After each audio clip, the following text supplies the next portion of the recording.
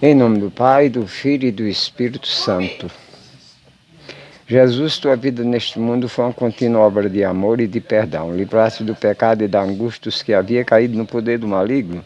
Restituiu a vista o cego, fala os mudos, ao paralítico poder de andar. A saúde é quanto a ti recorre cheio de fé. Ao deixar este mundo, enviaste apóstolo a pegar a tua mensagem de esperança, quisesse ainda que existisse para sempre em tua igreja o dom da cura. Olha compassivo por esse enfermo e dizer, como disseste outrora, seja curado e ele recuperará a saúde. Sim, Jesus, nós pedimos confiante e tornar a passar pelo meio do teu povo, pelas nossas orações, conceder a saúde desse enfermo e a todos que sofrem leite e dor. Consola os que choram por causa da discórdia em suas famílias, restitui a paz e o amor e sintamos todos que o Senhor continua vivo e presente, que escute suas preces, ocorre sua necessidade. Então o teu povo te agradecerá e vai te seguir com amor e alegria, Nossa Senhora da Saúde, rogai por nós. No Atos dos Apóstolos, nós vamos ver uma coisa curiosa. Você pega o Atos dos Apóstolos e começa a ler ele, onde estão as primeiras comunidades cristãs, como eles começaram, o que eles passaram, as dificuldades que eles tiveram. O Senhor ensinou tudo a eles, mas não ensinou como eles iam começar. Diz, eu mando o Espírito Santo e o Espírito vai ensinar vocês. Mas é muito bonito. Só que você pega o Ato dos Apóstolos, os 12 primeiros capítulos do Ato dos Apóstolos, eles se dirigem a Pedro e aos apóstolos. Conta a história do começo, de como eles estavam se organizando, como que eles faziam, de que eles passaram a viver, da partilha que as pessoas faziam, porque eles não tinham nenhum recurso, como é que eles iam pregar? Com Jesus era diferente, mas agora são eles. Mas eles começam um trabalho, então até o capítulo 12 nós vamos ouvir a história dos apóstolos, das primeiras comunidades, o rosto da primeira comunidade. A partir do capítulo 12, que é quando Pedro vai preso e o anjo o liberta, Pedro vai embora dali. Agora, a partir dali, só vai falar de Paulo, da história de Paulo, o que é que Paulo fazia. Tudo que você vê no Atos dos Apóstolos, que você lê a respeito de Paulo, até a viagem dele a Roma, as prisões e tudo mais, depois você vai encontrar nas cartas dele. Mas Lucas conta tudo primeiro no Atos dos Apóstolos. E Lucas esteve sempre presente com Paulo, tudo que ele fazia, só que ele é discreto. Ele fala Paulo e Silas, Paulo e Barnabé, Paulo, mas ele não fala que ele estava presente. Ele demorou, mas depois que ele começou a acompanhar Paulo, ele acompanhou o resto da vida. Na viagem de Paulo para Roma, lá ele ficou 2 anos ainda em liberdade, pregando o evangelho, mas acorrentado. Depois de 2 anos, aí ele foi para um cárcere que dali ele não saiu mais. E Lucas sempre esteve por perto. Tudo o que acontecia, ele ficava sabendo. Na verdade, ele era o porta-voz de Paulo, a comunidade que existia, já do povo que já lutava pelo cristianismo em Roma. Como eu falei, eu vou falar da Bíblia a partir de amanhã, mas hoje eu já vou adiantando aqui alguma coisa, está terminando o ano vocacional. Mas Lucas sabe de tudo. E quando ele escreve, ele deixa bem claro. Primeiro eu me informei, primeiro eu pesquisei. Ele já começa no Evangelho e depois o Ato dos Apóstolos. Certeza, 99% foi ele mesmo que escreveu. Tem mais outra coisa que ninguém sabe, que pouca gente sabe. O primeiro retrato de Maria, que ele não tinha câmera fotográfica naquela época, foi Lucas quem fez. Isso depois que ele veio de Roma. Depois de Paulo ser sacrificado, depois de Pedro ser sacrificado, então ele volta àquela região e vai pesquisar tudo direitinho. Ele pesquisa e ele faz o primeiro retrato de Nossa Senhora, além de médico, também escritor e também artista. Então, quando você lê o Evangelho de Lucas, quando você lê o Atos dos Apóstolos, você está com uma obra-prima na mão. Porque ele diz, eu não fiz igual aos outros, eu não vi o que ele fez, mas eu acompanhei, eu investiguei e dou testemunho. aonde se deu a conversão de Lucas. Ele viajou junto com Paulo, mas Paulo não conseguia converter ele. Já próximo a Paulo ser martirizado, Lucas foi preso com um grupo de jovens. E foi preso justamente porque ele entrava muito e saía na cela de Lucas. Ele tinha livre acesso, porque ele era grego e era médico. Mas foi pego um dia com os documentos, aí investigaram aqueles documentos, aí viram que não era nada, devolveram, que eram as cartas que Paulo mandava para as comunidades. Mas ele estava preso. E o prefeito do presídio de Paulo, fala prefeito, devia ser era o responsável pelo aquele cárcere. Então ele criou laços com Paulo, só não podia defender porque ele já estava condenado.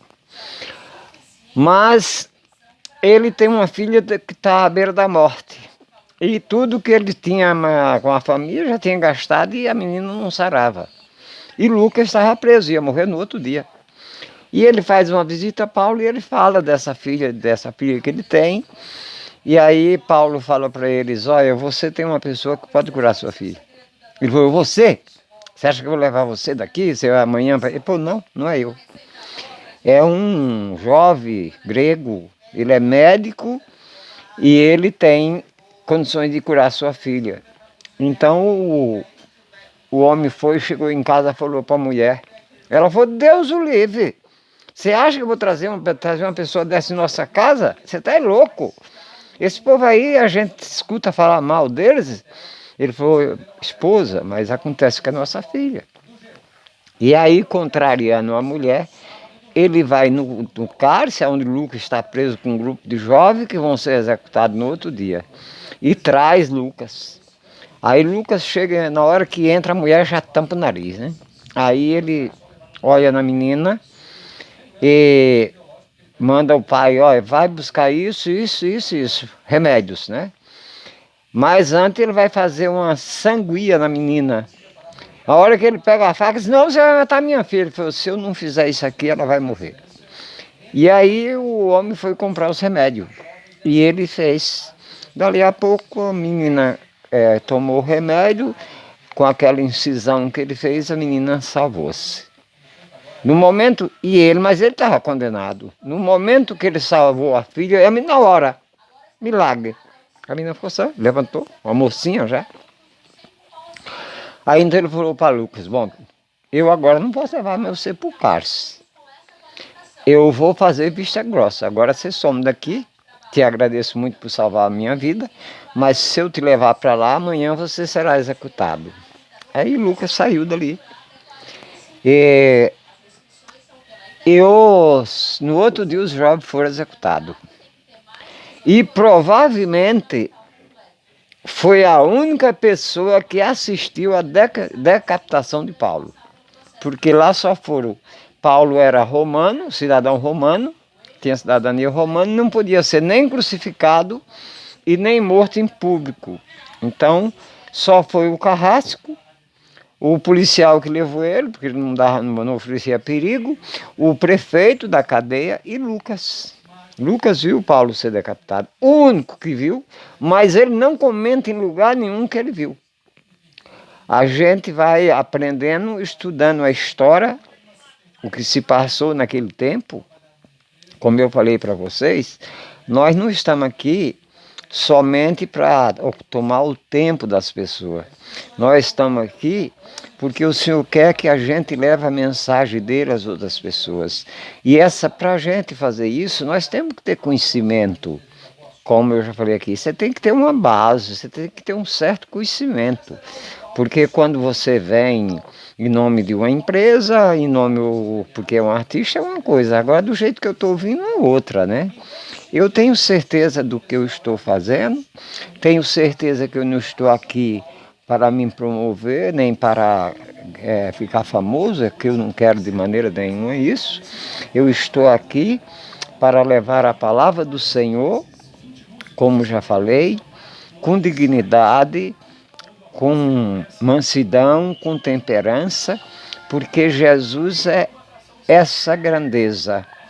Tudo é possível para ele. Veja que ele tira Pedro da prisão. Tira Pedro da prisão, Pedro não tem esperança nenhuma. Lucas estava na prisão, ele tira. Ele só não impede a decapitação de Paulo porque era o destino dele, era aquilo que tinha que acontecer, não foi só ele, todos os apóstolos foram martirizados. Gente, além de todos os martírios, não tem nenhum que foi bonito, mas a morte de São Mateus é doída demais. Qual foi o crime que São Mateus cometeu? Que eles não ficaram, todos se esparramaram. Converteu uma rainha, mulher de um rei. Quando o rei descobriu que a mulher estava convertida ao cristianismo, então resolveu executar Mateus. Prende e condena, mas você sabe como foi a morte dele? Cortado os pedaços vivos. Cortando um pedaço do pé, um pedaço da mão. Foi cortando todos os braços, as pernas, mas não foi cortando de uma vez, ia cortando os pedaços. E ficando só o tronco vivo e eles continuam cortando, até ele vir a óbito. Não é brincadeira, não é nada engraçado. Agora hoje alguém sai por aí pregando uma igreja, aí eu pergunto para ele, quem foi que morreu, foi crucificado ou sacrificado pela tua igreja? Que ano que ela nasceu? Não, Jesus não, Jesus não. Jesus foi sacrificado por todos, você tem razão, por todos nós.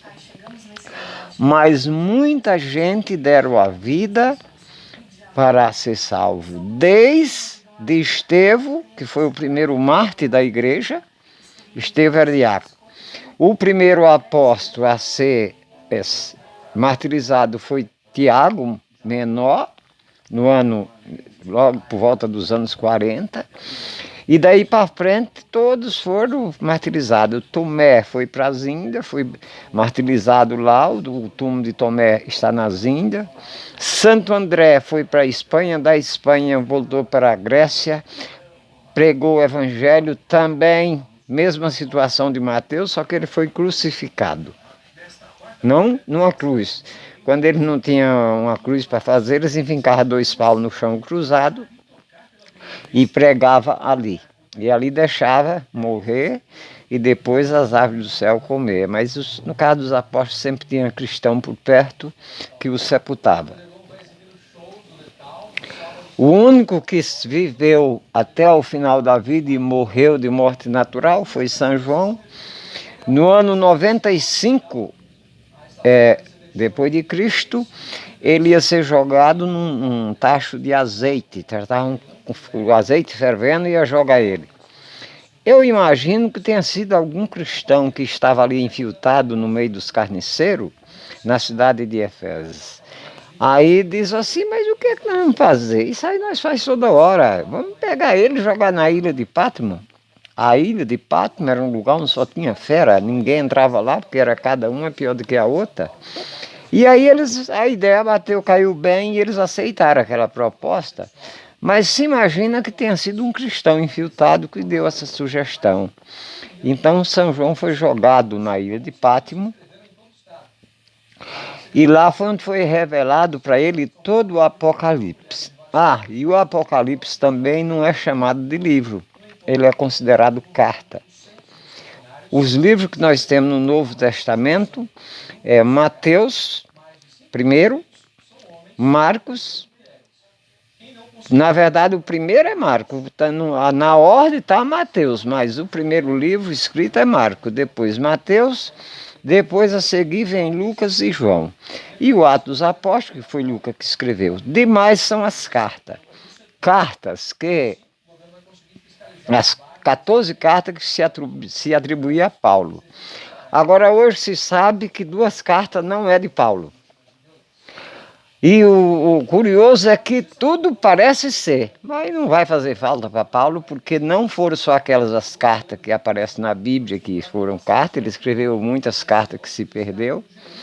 Então a carta aos Hebreus, ela se refere mais ao sacerdócio de Jesus, baseado no sacerdote de Melquisedeque. Outro dia eu falo de Melquisedeque, quando eu for começar a falar do início da Bíblia, eu falo sobre Melquisedeque. No Salmo 8 também está essa mesma palavra, hoje eu te gerei, teu sacerdote é baseado no sacerdote de Melquisedeque. E São João viveu depois que saiu, ninguém sabe se ele saiu ou se tiraram. O certo é que ele viveu por volta dos 100 a 103 anos, foi quando ele veio a óbito de morte natural. Então foi ele o único. E Maria Madalena, que também se tornou uma grande missionária. Aí tem as histórias se entrelaçam. Uns dizem que ela permaneceu em Jerusalém, mas Jerusalém foi destruído nos anos 70. No ano 70 depois de Cristo. Então não sobrou ninguém ali. E provavelmente há outros historiadores que dizem que Maria Madalena terminou os dias dela junto com João na Ásia Menor, onde ele viveu o resto da vida dele. E ali também via óbito. Mas esse veio por morte natural, os demais não. Depois começam os primeiros bispos de Roma, né? Levando em conta que o primeiro foi Pedro, mas como foi Pedro? Está na Bíblia, Jesus, está no capítulo 16 de Mateus. Então Pedro e Paulo foram dar o pontapé inicial em Roma, sim. Só que eles não tiveram tempo de fazer muita coisa. Mas o primado de Pedro vale e está valendo. Porque antes dele, após ele ser condenado, eles condenavam, mas davam tempo para dizer quando ia ser a execução. Mas ele só avisava a execução quando dava perto, né? Então, quando Pedro é condenado, sabia que dali não saía mais, então ele nomeou São Lino. Do mesmo jeito que Jesus fez com ele fez com São Lino. E os primeiros 50 bispos de Roma foram assim. Um, antes de morrer, passava para outro. E aí nós vamos ver até os 50 bispos, era bispo. Só depois é que, a partir do ano 600 para começo de 700, foi que tiraram a palavra e entrou a palavra Papa. Bom, aí começa de Pedro. Mas na história que a gente lê, é todo bispo. Mas esses bispos, mas como que a igreja ficou romana? Se já havia a igreja da Ásia e da África, da Grécia já havia. Outra coisa curiosa, que eu vou contar um outro dia, porque é preciso de muito tempo para contar como que elas vieram se aliar à igreja, como que o bispo de Roma colocou, diz, a partir de agora, a igreja todas são igreja, vão continuar do jeito que era, mas vamos organizar isso aqui porque está muito bagunçado. E a partir de agora vocês vão obedecer à igreja de Roma, sim. E assim foi como começou a igreja. Mas ela vai se chamar depois de Igreja Romana a partir do século VII, a partir de quando Constantino, quando Teodoro decreta a igreja, o cristianismo é a religião da igreja, ela ainda fica por muito tempo sendo considerada como uma igreja cristã. Após o século XVI ou VII, foi onde onde surgiu a palavra Papa, onde os bispos receberam paramentos e a coroa de imperador, e os padres vestem de príncipe. Ah, mas então era de Roma. Era. Mas uma vez que foi dado o que é dado para Deus, acabou. Mudou. Então as vestes do padre, ele não usa porque é daquele jeito, porque a igreja inventou, não. Coitado dos primeiros bispos, os primeiros presbíteros e os diáconos. Eles se vestiam igual o povo. Mas é que uma vez que é a igreja do império, então o Papa ganhou coroa de rei. O bispo receberam coroa de imperador e a veste semelhante. E os presbíteros, as vestes que eles usam até hoje, é da igreja, pertence à igreja, né? A igreja é única, católica e apostólica, e pronto. Se alguém ainda falar outra palavra aí, você pode ouvir, mas não leve em consideração. Mas que a igreja permanece e vem nessa linhagem. A linhagem dos apóstolos, a base é os apóstolos, foi Jesus quem fundou. O que é que ele diz? Tu és Pedro, está em Mateus 16, tu és Pedro e sobre esta pedra edificarei a minha igreja. E as portas do inferno não se prevalecerão contra ela. O que você ligar na terra será ligado no céu. O que você desligar na terra será desligado no céu. Então nós temos aí, primado de Pedro. Depois nós vamos encontrar no capítulo 21 de João, porque se tem só uma passagem, o historiador não considera válida. Mas depois nós vamos encontrar no capítulo 21 de João, onde Jesus, já ressuscitado, ele encontra com os apóstolos e come ali uns peixes assados. E depois ele faz 3 perguntas a Pedro. Pedro, tu me ama? Pedro diz, eu te amo, Senhor. Sim, você sabe. Aí ele diz, apacenta minhas ovelhas. Depois ele torna a perguntar, Pedro, você me ama? Pedro diz, o senhor sabe tudo, é claro que eu te amo. Apacenta meus cordeiros. Aí faz uma terceira vez, a hora que ele faz a terceira vez, aí Pedro começa a chorar. Mas o senhor sabe tudo, o senhor sabe que eu te amo. Ele diz, apacenta minhas ovelhas. Mas é que Pedro negou ele 3 vezes, né? Então ele faz aquelas 3 perguntas para lembrar Pedro. Mas ele já tinha avisado para Pedro quando ele negou que ele ia negar. Pedro jurou que não, mas diz você e todos, né? Mas aí ele confirma o primado de Pedro. E antes dele subir ao céu, vocês vão topar isso logo no começo do primeiro capítulo do Atos dos Apóstolos, Jesus tem a última reunião com eles, faz a última refeição, dá a instrução para eles e depois eles vão com ele até o Monte da Oliveira, o monte preferido dele, e dali eles veem Jesus subir os céus. E aí eles ficam olhando, né, até Jesus subir e entrar nas nuvens. De repente eles sentem alguma coisa, vira, tem 2 personagens vestidos de branco, e diz para eles, homens da Galileia, o que é que vocês estão fazendo aí, olhando para o céu? Esse Jesus que vocês viram subir, ele vai descer do mesmo jeito. Então, vamos cuidar da vida. Aí eles tomaram, mas o começo é difícil. Mas começaram, foi difícil e foi sobre morte e sangue. Foi um banho de sangue até o 313 foi quando saiu a carta de Constantino.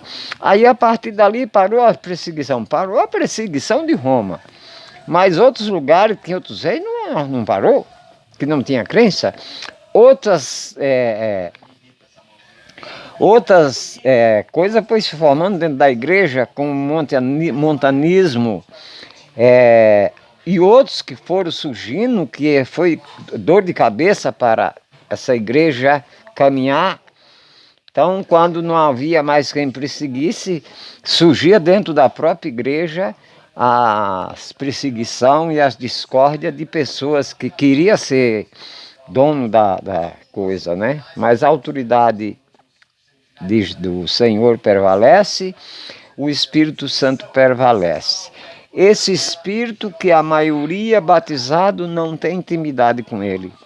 E é através do Espírito Santo que Jesus consola os aflitos, os desesperados. E eu faço aqui uma perguntinha, você tem paz? Você sabe o que é paz? É algo que só quem já experimentou sabe o que é. Tua cabeça deve ferver, porque falta paz. Mas eu peço, meu irmão e minha irmã, se você quiser experimentar, você não precisa de ninguém para te ajudar. É só você fazer uma entrega a Jesus de verdade e falar, Senhor, eu quero esta paz. Eu escutei falando que isso existe, mas são poucas as pessoas que têm. Até mesmo a maioria dos presbíteros não gosta da paz por causa da preocupação e por causa do poder que assume. Mas a paz de Jesus existe. A paz que a gente... Ah, mas essa paz não é ausência de luta, não é ausência de guerra. Diante da luta, diante das perseguições, ela permanece e a gente fica em paz. Peça, rezem comigo. Senhor Jesus Cristo, pela misericórdia do Senhor, pela sua santa bondade, pela sua santa paciência, dai-me a sua paz. Eu preciso tanto, Senhor. Pede para Ele nesses termos. Jesus abençoa e dá essa paz que o Senhor me deu e deu a tantas pessoas. A todos aqueles que te pedi, eu imploro ao Senhor para que a sua palavra possa ser confirmada, que eu não seja mais um aqui. Todos aqueles que implorar e pedir ao Senhor a paz que o mundo precisa, mas o Senhor falou que o mundo não iria ter.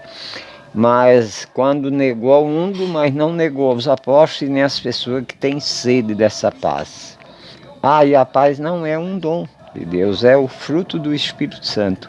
Mas você, o dia que você receber, você vai sentir como é maravilhoso. Porque não tem coisa pior do que a gente trabalhar o dia inteiro, ou essa correria que existe hoje, e à noite você não consegue dormir com preocupações. Porque a paz, ela tira também as nossas preocupações. Ela impede. Você quer se preocupar, mas ela não deixa, porque ela é virtude do Espírito Santo e as nossas preocupações é humana. O Senhor já falou disso, né? Disse, para que te preocupa? Viva o hoje. O amanhã você não sabe nem o que vai acontecer. E ele fala, olha o lírio do campo, como cresce, não tece, não planta. Veja como ele se veste. Nem o rei Salomão, com toda a sua grandeza, se vestiu igual a eles. Olha os pássaros do céu. Não semeia, mas comem. Deus o alimenta. E você, homem de pouca fé e mulher de pouca fé, por que se preocupa tanto? Faça, peça a Jesus. Isso me aconteceu há muitos anos atrás. Eu li essa palavra e essa palavra gerou carne dentro de mim. E a partir de então a minha preocupação do dia a dia, o que eu vou comer, o que eu vou beber, o que eu vou vestir, nunca mais precisei. Peça a Deus, eu dei aqui uma pista como você fazer, você mesmo pode fazer. Como é que eu rezo? Do jeito que você quiser, deitado, em pé, sentado. Eu gosto muito de sentar no chão, quando eu preciso de ficar um tempo. Mas pode ser no sofá, pode ser em pé, pode ser deitado.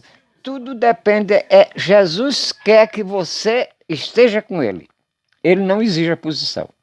A posição é tua. Do jeito que você quiser.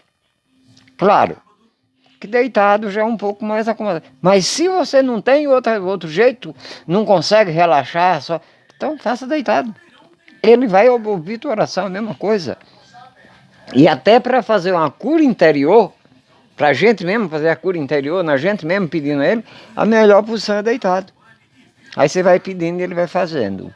Eu vou me despedindo porque outro dia eu perdi um vídeo e não quero perder outro.